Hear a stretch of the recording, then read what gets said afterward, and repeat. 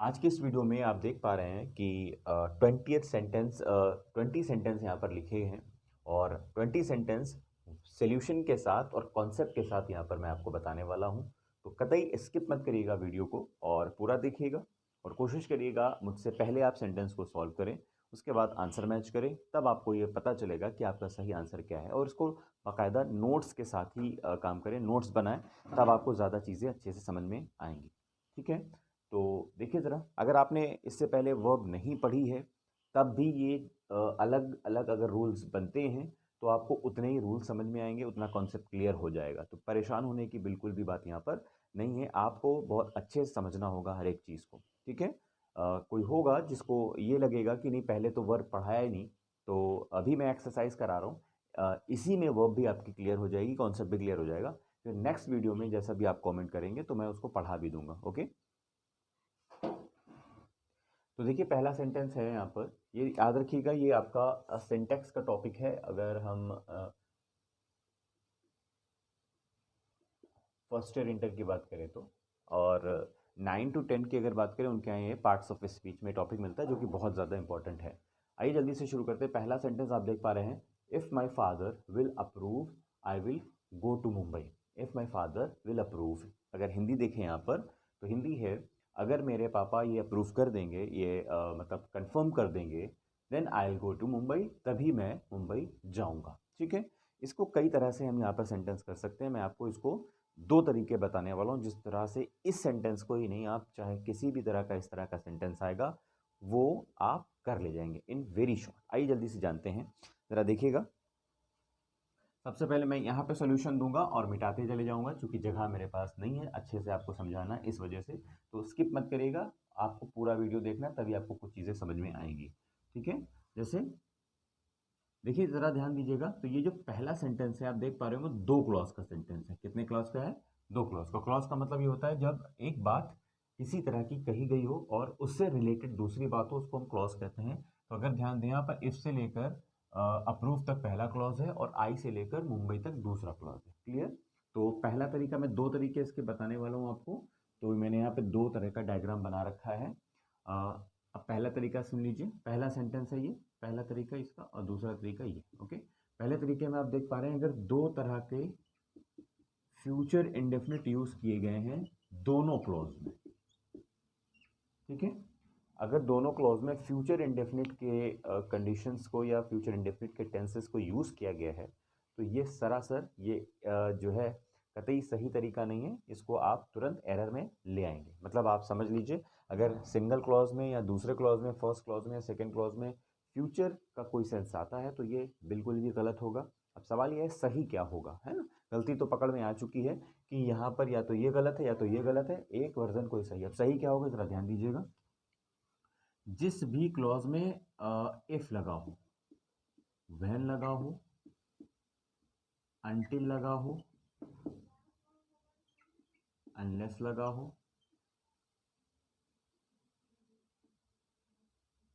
As soon as लगा हो, ये सारे अभी और भी हैं, है ना? इट इज, जब मैं कंडीशनल सेंटेंस पढ़ूंगा तो बता दूंगा मैं। अगर इस तरह के कोई वर्ड्स आए जिसको आप कंडीशनल वर्ड कहते हैं, तो आप क्या करेंगे, उस क्लॉज को प्रेजेंट इंडेफिनिट में बनाएंगे। किसमें? प्रेजेंट इंडेफिनिट में, जिसको सिंपल प्रेजेंट भी कहते हैं, जिसको सिंपल प्रेजेंट भी कहते हैं, उसमें बनाएंगे। ओके, और दूसरे वाले क्लॉज को आप किस में रख देंगे? फ्यूचर इंडेफिनिट में ही रहने देंगे। दूसरे क्लॉज को फ्यूचर इंडेफिनिट में ही रहने देंगे। एक बात यहाँ पर याद रखनी होगी, कोई ज़रूरी नहीं है कि जो कंडीशनल वर्ड्स हैं वो फर्स्ट क्लॉज में ही आए, ये हो सकता है दूसरे क्लॉज में भी जा सकते हैं। ठीक है, अब अप्लाई करिए इस रूल को। तो यहाँ पर लिखा हुआ है इफ और माई father will approve. Will approve का मतलब यहाँ से दोनों तरफ विल है, तो या तो ये हटेगा या तो ये हटेगा। सवाल हटाएं किसको? तो जवाब ये है कि आप चूंकि इफ यहाँ लगा हुआ है, इसलिए इफ इस विल को हटा दीजिए। अब विल को हटा देंगे, फ्यूचर इंडेफिनिट हट जाएगा।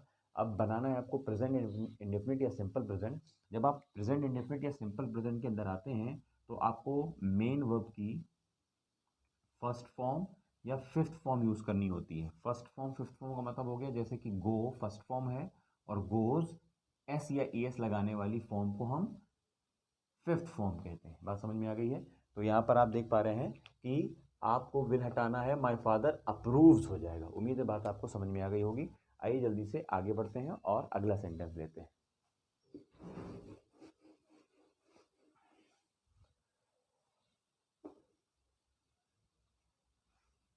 ओके, आइए सेकेंड सेंटेंस है 5 टाइम्स 5 आर 25। 5 times 5 are 25। देखिए ज़रा, 5 टाइम 5 आर 25, यहाँ पर ये जो 5 टाइम्स है, मतलब जो 5 टाइम्स लिखा हुआ है ये एक कंप्लीट वर्ड है ना। तो ये जब कंप्लीट वर्ड है तो इसमें आप एस को मत देखिए, ठीक। जैसे कि न्यूज़ का इसका ये मतलब नहीं है, एस का ये मतलब नहीं है, प्लूरल हो गया। मैथमेटिक्स इसका ये मतलब नहीं कि ये प्लूरल हो गया, सब सिंगुलर है। सिंगुलर है तो वर्ब भी कैसी आएगी, सिंगुलर आएगी। इस वजह से यहाँ पर आप क्या हो जाएगा, आर की जगह इज हो जाएगा। ओके, आइए जल्दी से नेक्स्ट सेंटेंस कर लेते हैं।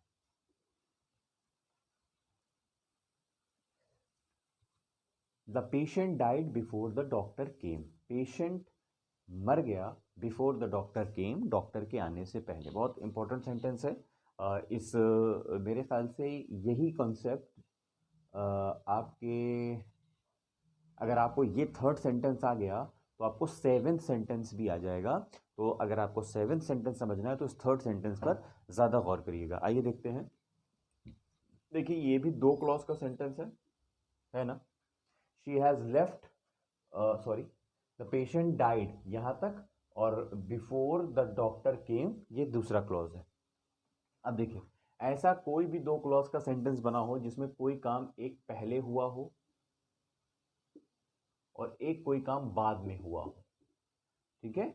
कोई काम बिफोर हुआ हो और उसके बाद में कोई काम हुआ हो, तो ऐसे क्लॉज, ऐसे सेंटेंस को हम कैसे बनाएं। तो बहुत आसान कंसेप्ट मैं समझा रहा हूँ, बहुत ध्यान दीजिएगा। ऐसे सेंटेंसेस को आप क्या करें, जो पहले हुए हों उसको आप पास परफेक्ट यानी हैड के साथ, वर्ब की थर्ड फॉर्म के साथ, जिसको पास परफेक्ट कहते हैं, और जो काम बाद में हुआ हो उसको आप वर्ब की सेकेंड फॉर्म मतलब पास्ट इंडेफिनिट में बनाएंगे। वापस सुन लीजिए, अगर जो काम पहले हुआ हो उसको पास्ट परफेक्ट में, और जो काम बाद में हुआ हो उसको पास्ट इंडेफिनिट में यानी वर्ब की सेकेंड फॉर्म में पास्ट इंडेफिनिट, और पास्ट परफेक्ट यानी वर्ब की हैड के साथ वर्ब की थर्ड फॉर्म लगाएंगे। ओके, तो आइए ज़रा इसको सेंटेंस को हम दोबारा करते हैं। लिखा है द पेशेंट डाइड, पेशेंट मर गया। एक काम यहाँ पर हुआ है मरने का, और एक काम यहाँ हुआ आने का, डॉक्टर के आने का। काम कौन सा पहले हुआ है, मरने का। कौन मरा है, पेशेंट मरा है। तो इसका मतलब इसको हम बनाएंगे पास्ट परफेक्ट में, तो बनेगा पेशेंट हैड डाइड। क्या बन जाएगा, पेशेंट हैड डाइड हो जाएगा। और दूसरा क्लॉज किसमें बनना चाहिए, पास्ट इंडेफिनिट में। तो डॉक्टर केम, कम की सेकेंड फॉर्म केम, इस तरह ही आपने देखा कि ये हो गए, ठीक है। तो ये 3 सेंटेंस हम लोगों ने कर लिया है। जल्दी से चौथा सेंटेंस करते हैं। अगर कोई बात आपको नहीं समझ में आती है तो आप कमेंट भी कर सकते हैं और अगले वीडियो में उसका सलूशन दूंगा। और आप किसी तरह की क्वेरी हो आप कमेंट ज़रूर करिएगा। ये चौथा सेंटेंस है, she has slept for 8 hours last night. अगर अब जैसे मैंने थर्ड सेंटेंस बताया आपको, तो आप 7 सेंटेंस कर ले जाएंगे, ठीक है। 7 नंबर का सेंटेंस, या आगे भी शायद अगर मैं देख पा रहा हूँ कोई हो तो, मुझे 7 दिख रहा है फिलहाल अभी, है ना। तो आइए, अगर आपने चौथा सेंटेंस समझ लिया तो आइए जानिए कौन कौन सा सेंटेंस आप समझ सकते हैं आसानी से। पांचवा समझ सकते हैं, और आठवां समझ सकते हैं, और इसी तरह मेरे ख्याल से कई और भी सेंटेंस हैं, है ना। कई सेंटेंस समझ सकते हैं, तो ज़्यादा ध्यान दीजिएगा। देखिए, अगर किसी सेंटेंस में लास्ट लिखा है, क्या लिखा है, लास्ट, और उसके बाद कुछ भी लिखा हो, नाइट लिखा हो, कोई नाउन आ जाए, है ना, कोई भी नाउन आ जाए, लास्ट लगाकर नाम आ जाए कोई भी, जैसे नाइट है, डे है, ईयर है, मंथ है, कुछ भी आ जाए, तो ऐसे सेंटेंस को आपने किस में बनाना होता है, इसमें बनाना होता है आपको पास्ट इंडेफिनिट में। किसमें, पास्ट इंडेफिनिट में, जिसको सिंपल पास्ट भी कहा जाता है, जिसको सिंपल पास्ट भी कहा जाता है, याद रखिएगा। आइए ज़रा देख लेते हैं इसको, सेंटेंस को। यहाँ लिखा हुआ है यस्टरडे, क्या लिखा है, यस्टरडे, और टेंस बना हुआ है प्रेजेंट परफेक्ट। बनाना किस में चाहिए था, पास्ट इंडेफिनिट में। इसका मतलब यहाँ आंसर हो जाएगा ही हैज़ गॉन की जगह, ही हैज़ गॉन की जगह वेंट हो जाएगा। क्या हो जाएगा, वेंट हो जाएगा। ओके, यस्टरडे नहीं हटाएंगे आप। कुछ लोग ये भी सोच सकते हैं अगर यस्टरडे हटा दे तो ना, आपका टॉपिक वर्ब है और किसी क्लू वर्ड के हिसाब से वर्ब को चेंज किया जाता है, ना कि उस क्लू वर्ड को ही चेंज कर देंगे। ओके, आइए ज़रा अगले सेंटेंस में बढ़ते हैं। 5वां सेंटेंस हो गया। छठा देखिए, 100 rupees are not a big sum these days. ठीक, यहाँ पर ध्यान दीजिए, लिखा है 1000 रुपया, सॉरी 100 रुपया कोई बड़ा सम नहीं है, कोई बड़ी रकम नहीं है इन दिनों। इन दिनों कोई 100 रुपया बहुत ज़्यादा नहीं होता। ध्यान रखिएगा, अगर कोई अमाउंट, कोई डिस्टेंस और कोई वेट अगर फिक्स है और डिवाइडेड है, इसको हम अनफिक्स भी कह सकते हैं, तो क्या होगा, तो वो सिंगुलर होगा और ये प्लूरल होगा। ठीक है, कहा गया 100 रुपया, पूरी इस 100 रुपए की बात हो रही है। ठीक, तो इसका मतलब ये फिक्स अमाउंट है, डिवाइडेड नहीं है, इस वजह से हम इसको क्या करेंगे, सिंगुलर बनाएंगे। इसका मतलब ये सेंटेंस क्या हो जाएगा, ये सेंटेंस हो जाएगा यहाँ पर आर की जगह इज हो जाएगा। क्लियर, बात समझ में आ गई। तो यहाँ पर क्या होगा, यहाँ पर रुपीज इज नहीं होगा, आर नहीं होगा, सॉरी इज हो जाएगा। क्लियर, बात समझ में आ गई। अच्छा, अब कैसे इसका प्लोरल कैसे बन सकता था, जैसे 100 रुपीज़ आर डिवाइडेड, तब हो जाता 100 rupees are divided for toffees, for buying anything, किसी भी चीज़ को ख़रीदने या खर्च करने के सेंस में आ जाता, तो हो जाता। अगला सेंटेंस नंबर 7, जैसा कि अभी 6 किया, 7th आ गया है ना। तो 7th आप कर सकते हैं, कमेंट बॉक्स में इसका सही आंसर बताइएगा क्या हुआ है। 8th नंबर आ जाइए, I have heard the news an year ago. मैंने आपको बताया था अगर आप 5th कर लेंगे तो आप 8th भी कर लेंगे। कैसे कि 5th नंबर में देखिए यस्टरडे आ गया। उसी तरह अगर किसी सेंटेंस में एगो आ जाए तो क्या हो, और बिफोर आ जाए तो क्या हो, ज़रा ध्यान दीजिएगा। ठीक है, बिफोर प्रेजेंट और फ्यूचर में लगा सकते हैं, जबकि एगो सिर्फ और सिर्फ आप पास्ट में लगा सकते हैं। ठीक है, तो आइए ज़रा देखते हैं क्या मीनिंग आ रहा है। लिखा है I have heard the news an year ago, 1 साल पहले मैंने ये खबर सुनी थी। तो जब 1 साल पहले आपने ये खबर सुनी है तो ये मामला पास्ट में नहीं जाएगा, ये आपका सॉरी पास्ट में जाएगा, प्रेजेंट में नहीं आएगा, है ना। तो यहाँ पर हैव हियर्ड की जगह सिर्फ हियर्ड हो जाएगा, ये गलत ये सही। क्लियर, समझ आ गई होगी बात, ये भी हो गया। आइए 9th नंबर का sentence, he is ill ever since he left S.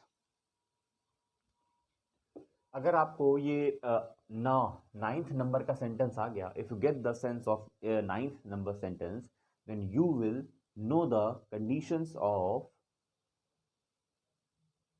एक और सेंटेंस है, मतलब 9 की तरह ही है, उसको अगर अच्छे समझेंगे ये। ठीक है, ये 17, 9 आ गया तो 17 भी आपको अपने आप समझ में आ जाएगा। मतलब एक रूल से जुड़े हुए कई सेंटेंस की प्रैक्टिस इस एक्सरसाइज ने करवाई है। ओके, आइए ज़रा ध्यान दीजिए, अगर किसी सेंटेंस में आपके सिंस या एवर सिंस लग जाए, ठीक, तो 2 क्लॉज का सेंटेंस बनेगा। मतलब सिंस या एवर सिंस लगता है तो 2 क्लॉज का सेंटेंस बनता है। तो ध्यान दीजिएगा, इसके साथ वाले सेंटेंस को आपने पास्ट इंडेफिनिट में बनाना होता है, और पहले वाले सेंटेंस को आपने प्रेजेंट में बनाना होता है। किसमें, प्रेजेंट टेंस में बनाना होता है। ज़्यादातर ये सेंटेंस प्रेजेंट परफेक्ट में बन जाते हैं। जैसे मीनिंग आ रहा है ही इज़ इल, वो बीमार है जब से तुम गए हो, जब से वो गया है तब से वो बीमार, मैं बीमार हूँ, वो बीमार है। ठीक है, तो यहाँ पर आप देख पा रहे हैं कि यहाँ पर सिंस लगने के कारण ये इज इल जो है किस में बदल जाएगा, प्रेजेंट परफेक्ट में। हैज़ बीन इल हो जाएगा, क्या हो जाएगा, हैज़ बीन इल हो जाएगा। क्लियर। अच्छा, हैज़ बीन क्यों लग रहा है, ध्यान दीजिएगा, हैज़ एच वी है यहाँ पर और बीन एम वी है, याद रखिएगा। क्योंकि हैज़ के साथ वर्ब की थर्ड फॉर्म आती है, इसलिए एम वी थर्ड है, be been been third form होती है। ठीक है, तो इसी तरह आपने देखा 9th भी हो गया, और अब आ गई बारी हमारे 10th की। आइए जल्दी से समझ लेते हैं 10th का क्या कंसेप्ट है।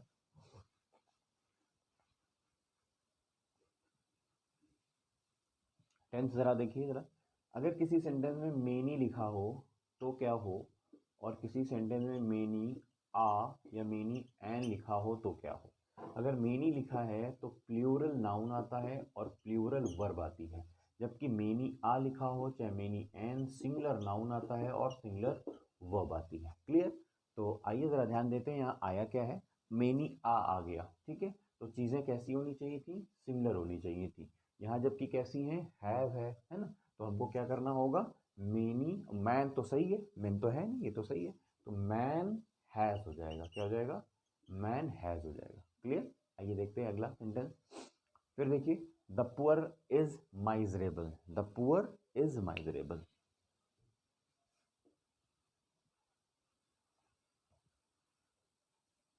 देखिए जरा, पहले तो द पुअर कंडीशन समझ लीजिए।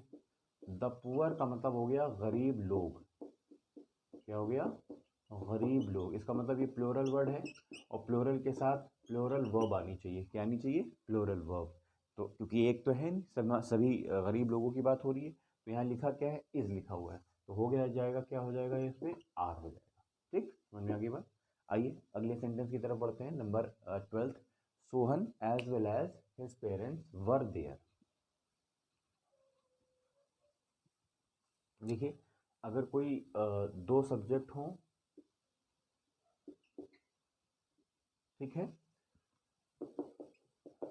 और वो कोरिलेटिव कंजंक्शन या कोरिलेटिव एडवर्ब से जुड़े हों, जिसका नाम एज वेल एज हो, नॉट ओनली बट ऑल्सो हो, एक्सेप्ट हो, लाइक हो, अनलाइक हो, विद हो, या टुगेदर विद हो। मतलब ऐसे किसी भी कनेक्टिव वर्ड से कोई दो सब्जेक्ट अगर जुड़ गए, तो जो वर्ब आएगी, जो भी वर्ब आएगी, वो पहले वाले सब्जेक्ट के हिसाब से आएगी। किस हिसाब से आएगी, पहले वाले हिसाब से आएगी। ठीक है, तो यहाँ पर ध्यान दीजिए, ये जो दो सब्जेक्ट हैं, एक सोहन और एक हिज पेरेंट्स, तो अब जो वर्ब आने वाली है वो सोहन के हिसाब से आएगी, चूंकि यहाँ पर ये जो जुड़ा हुआ है ये दोनों सब्जेक्ट, वो एज वेल एज से जुड़े हुए। इसका मतलब ये आपको याद करना पड़ेगा कि पहले वाले सब्जेक्ट के हिसाब से किस कंडीशन में रूल है ये, है ना।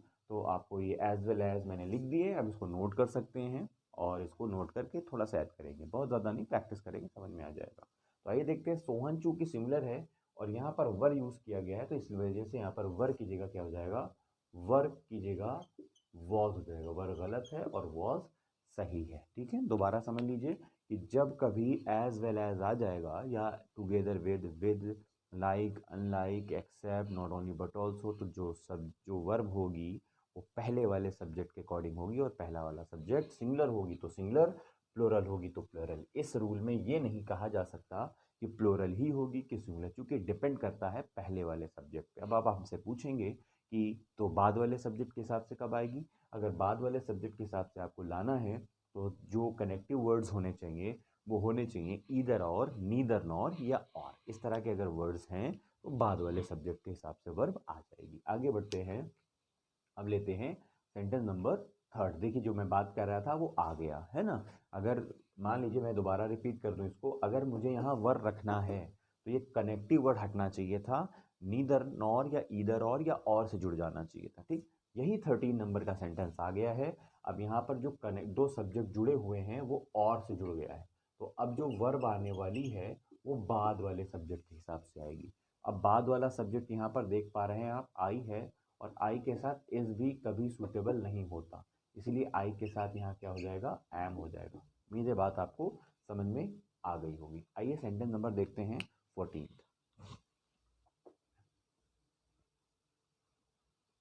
सेंटेंस नंबर 14 की अगर हम बात करें, तो every book and every pen were lost, हर किताब और हर एक पेन खो गए थे, है ना। तो आइए, अगर कोई sentence every, each, either, either और नीदर, एवरी, ईच, ईदर और नीदर से जुड़ता है, तो सिंगुलर नाउन और सिंगुलर वर्ब आती है। सारी चीज़ें सिंगुलर, नाउन भी सिंगुलर और वर्ब भी सिंगुलर, नाउन भी सिंगुलर और वर्ब भी सिंगुलर हो जाती है। तो यहाँ पर ध्यान देते हैं, एवरी बुक है, सही है, बुक्स नहीं है। एवरी पेन है, पेन सही है, पेन्स नहीं है, अच्छी बात है, लेकिन वर हो गया, तो यहाँ पर वर की जगह क्या हो जाएगा, वर रॉन्ग है क्योंकि प्लोरल होती है, वॉज हो जाना चाहिए क्योंकि यही सिंगुलर होता है। ओके, उम्मीद है बात आपको यहाँ पर समझ में आ गई होगी। आगे देखते हैं, the horse and carriage are waiting.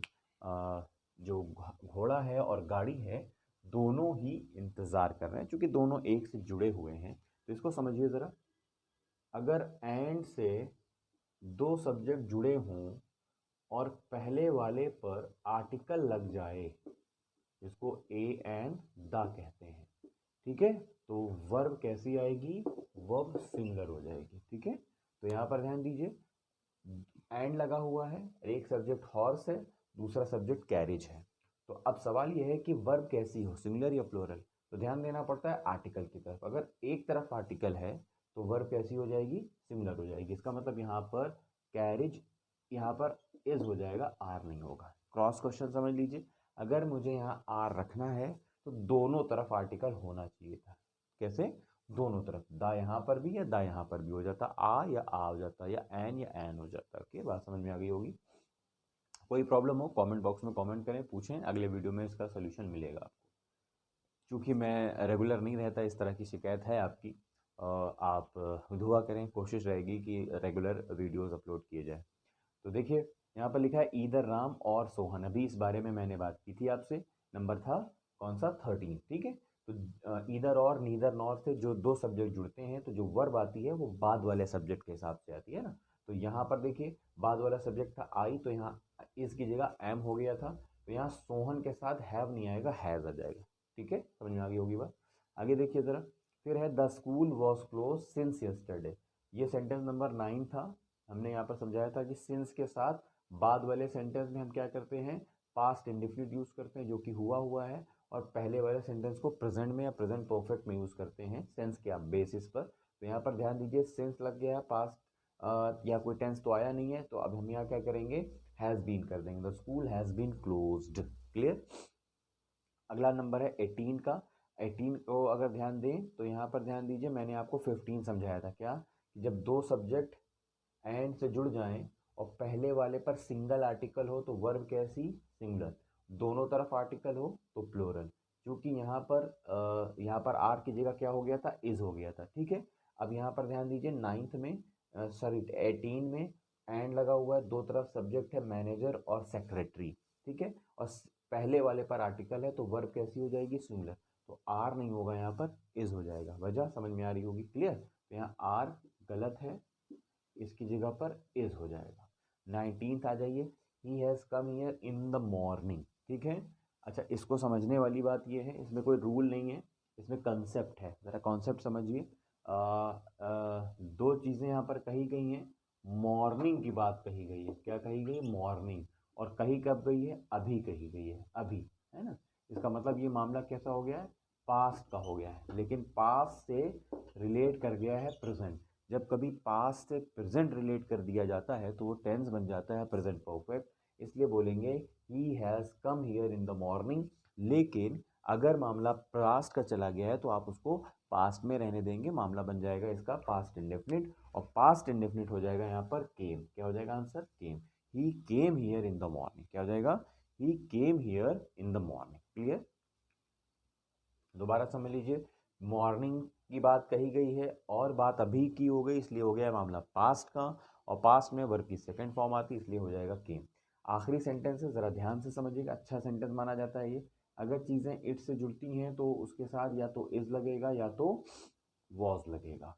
उसके बाद सब्जेक्टिव केस आता है, और उसके बाद रिलेटिव प्रोनाउन आता है, और उसके बाद वर्ब आती है। क्लियर, ये रूल है, मतलब आपको समझना क्या है, सारी चीज़ें एक साथ समझ लीजिए। इट के साथ इज या वॉज ही आ सकता है चूंकि सिंगुलर होता है। फिर उसके बाद सब्जेक्टिव केस आना मैंडेटरी है, ऑब्जेक्ट नहीं आ सकता। जैसे समझिए, इट इज है या तो इट वॉज है, ही नहीं हो सकता, ही होगा, हिम नहीं हो सकता। इतनी बात समझ में आ गई। अब आ जाइए, तो ये जो वर्ब होती है वो इस सब्जेक्ट के लिहाज से आती है, इस सब्जेक्ट के अकॉर्डिंग आती है। तो यहाँ पर ध्यान दीजिए, लिखा हुआ है डन। डन कौन सी फॉर्म होती है, थर्ड फॉर्म। डन कौन सी फॉर्म है, ये वर्ब की थर्ड फॉर्म है। आप जानते हैं वर्ब की थर्ड फॉर्म बिना एच वी के आ नहीं सकती।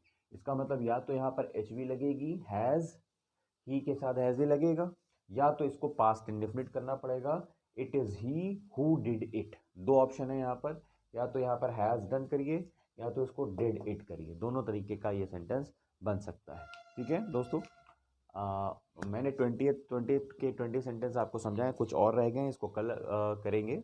इसमें करीब 49 सेंटेंसेस हैं, 49 सेंटेंसेस हम लोग एक साथ करेंगे, लेकिन आज के लिए इतना ही। उम्मीद है आपको ये वीडियो बहुत अच्छा लगा होगा, बहुत समझ में आया होगा, कंसेप्ट भी क्लियर किया होगा और आपने देखा होगा कि एक सेंटेंस के लिए मैं कई रूल को सिखा रहा हूँ आपको और ये आपके लिए बहुत ही बेनिफिशियरी है।